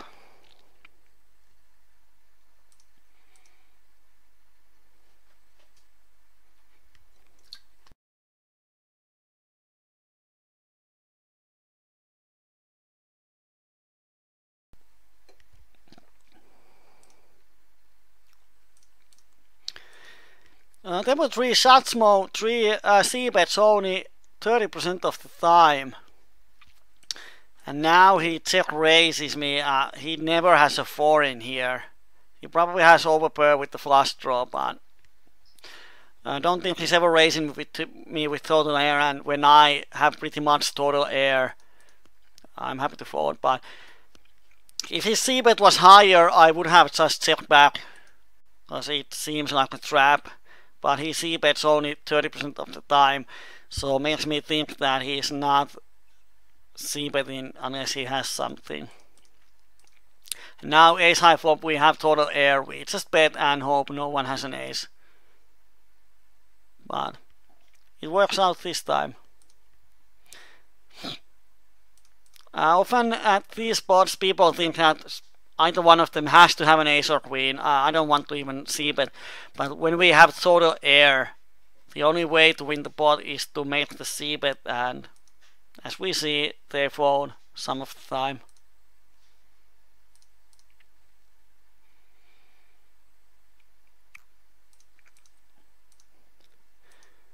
Here I'm making the c-bet just to get value from the flushes and hope he folds some of his hands. But if he calls, I'm not going to barrel the turn because he has ace so often.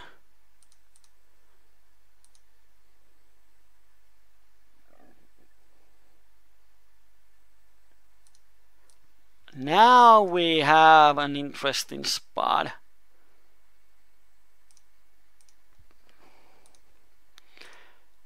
This Russian guy opens with 3-bet and flop is this with c-bet. He calls and he shoves.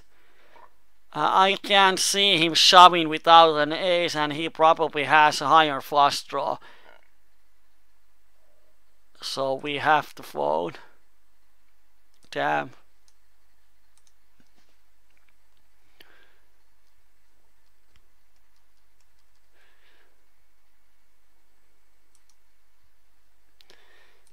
That wasn't nice because the flop was pretty nice for our hand.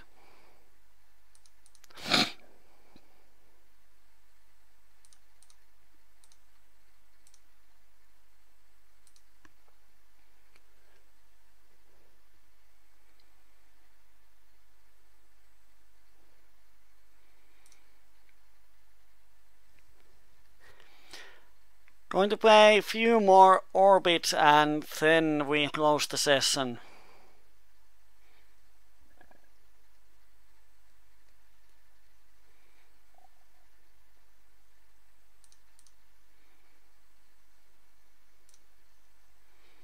If this was suited to the king, I would have called, or if 3 is 8 or higher, I might have 3-bet.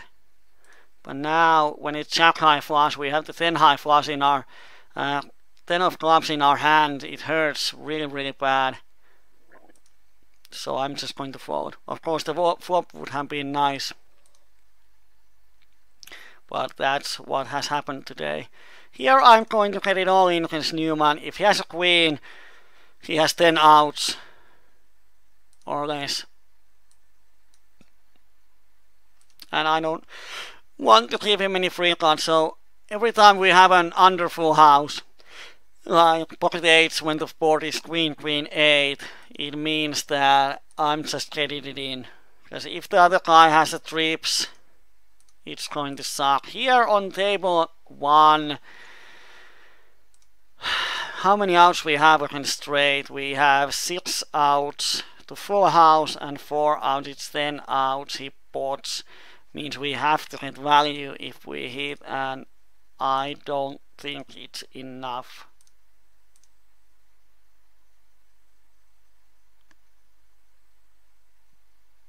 No, we have to get full pot of value, so I'm just going to fold.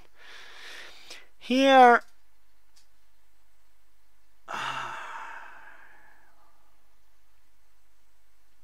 I'm just going to call with aces. Sort of borderline if we want to 3-bet or not.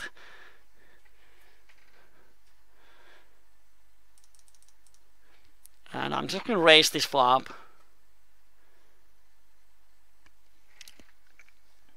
Make him fold a ton of his range. He shouldn't have 5s. And 5 is on my range better than he is. So if he raises, he probably has a 5 or aces with diamonds.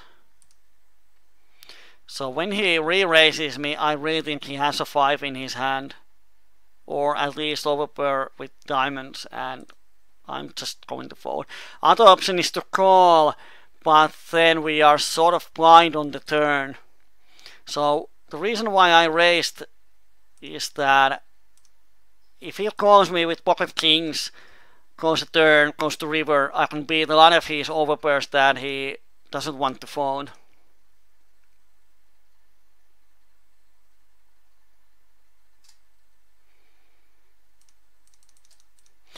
And on table 4 I'm going to barrel Yana. Oh, he's insta-calls that. Oh, he has a full house. Whoa, whoa. I hate those trappy players.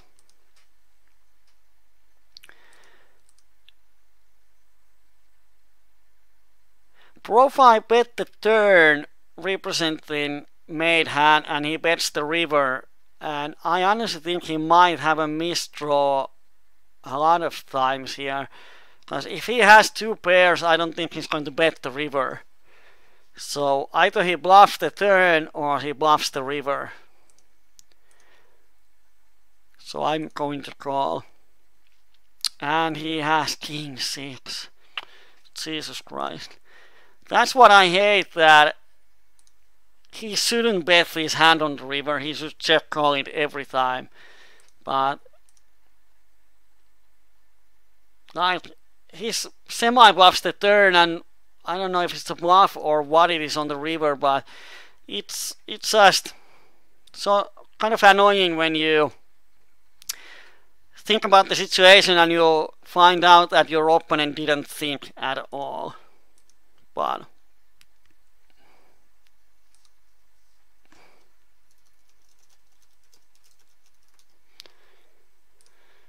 let's make a note.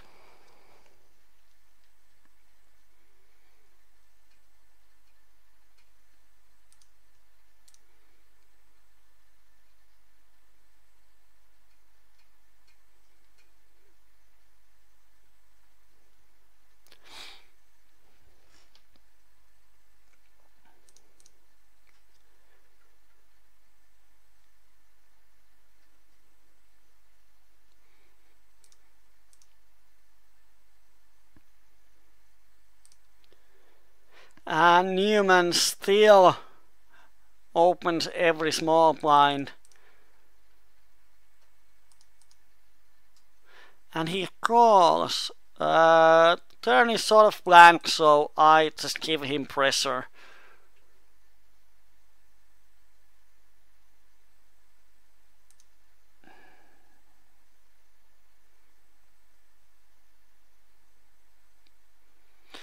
He calls the flop, so he probably has something around jack and 9. So I'm going to value bet the river. And here against Diana, I'm going to bet the flop. If he would have raised me, he's a raise happy player, I would have checked back.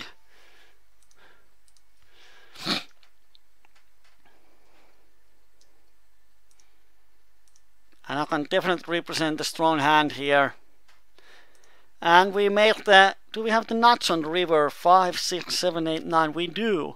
Thought about, we make the small straight, but I suck at numbers. We have the nuts on the river. And I make a big bet to look like a bluff. So if he has a bluff catcher like ace 9, he's going to call. And he shoves on me, which is great. And he has the same hand. Nah, boo.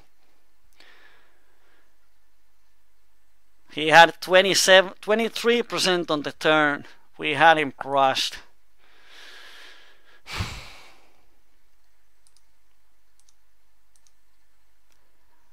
We have found out so many annoying things today, and there's one. You get the backdoor nuts, and you're so happy that you can shove the nuts, or someone shoves you when you have the backdoor nuts, and he has the same hand. But clock is 5 to 11, so I think we're going to the last orbits now. So in a few minutes we can check the results. Oh, we hit the nuts with the redraw. Let's hope our DJ Chaffs has something. He's from Greece and he doesn't have anything. That's annoying too.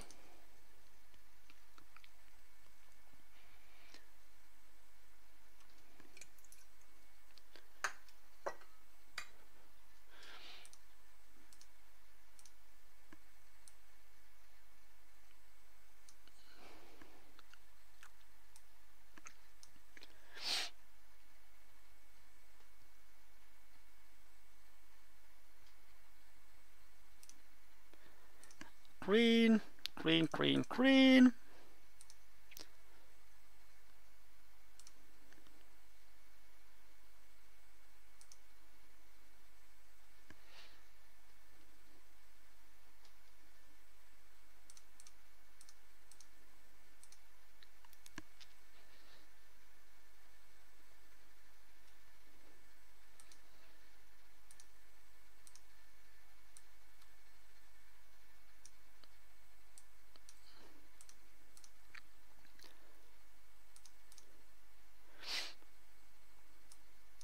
And almost the final hands. Let's see how it goes.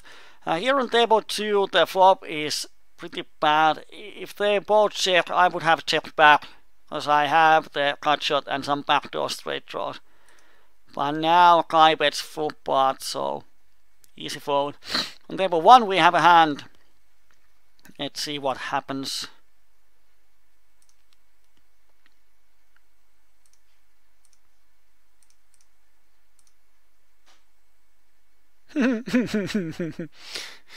This guy calls the flop with nothing. I mean absolutely nothing, only backdoors, and he makes the backdoor straight.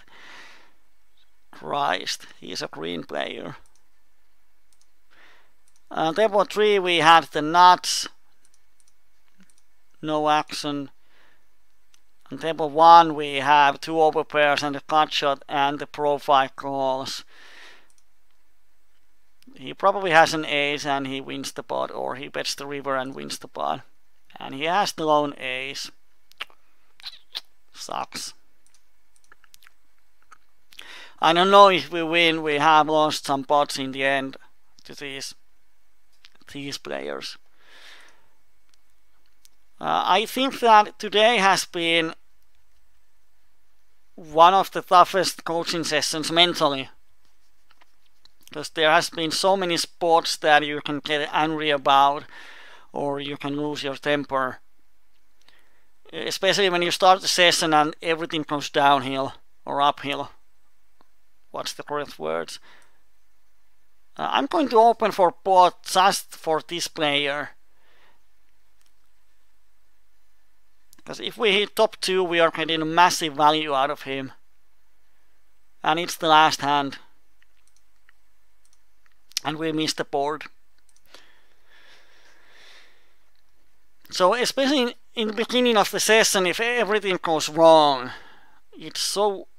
sometimes it's so hard to gather yourself to play your A game, because you just think that, why me, why am I losing on every pot, and why is this happening to me, and so on and so on. And today we have lost some big pots to people making bad decisions from our perspective. Of course they have their own reasons, and when people make bad decisions we should be happy, but sometimes it's hard to be happy when bad player wins your money. But that's what you should hope for, because when those bad players disappear you will miss them. Let's see our poker tracker.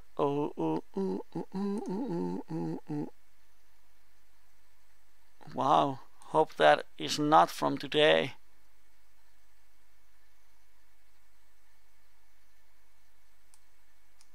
Interesting. Yeah, this is the graph for today. Everything is in control. So we have actually been winning only $20 in here and here for some time. So despite me thinking that we have won a lot of money, we hadn't. We were rolling pretty deep throughout the whole session, but we end up in actually losing some. PLO25 has been horrible, minus 93, and EV is minus 75. It didn't go well at all.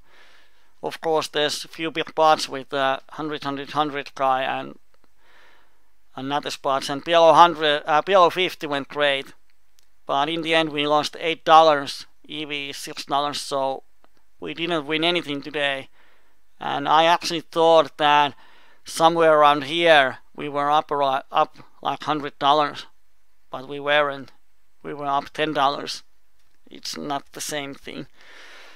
But anyway, it's a lot nicer to end up here than in here. So, sort of break-even session. I'm sweating like a pig and I'm red and I'm burned. So, maybe I should be happy. Anyway, thanks for the session. We'll continue on Friday with our Finnish PLO nights. Even if you don't understand Finnish, feel free to join. You can see the stream and watch what happened. You can even ask in English if you want to. And our English PLO night continues on next Wednesday. I'm Kyyberi. This is brought to you by PokerEyemania.com. Here is the address where you can join the best community in the internet. Now let's go to sleep and cure our sunburns. Thank you and have a safe night. Bye bye.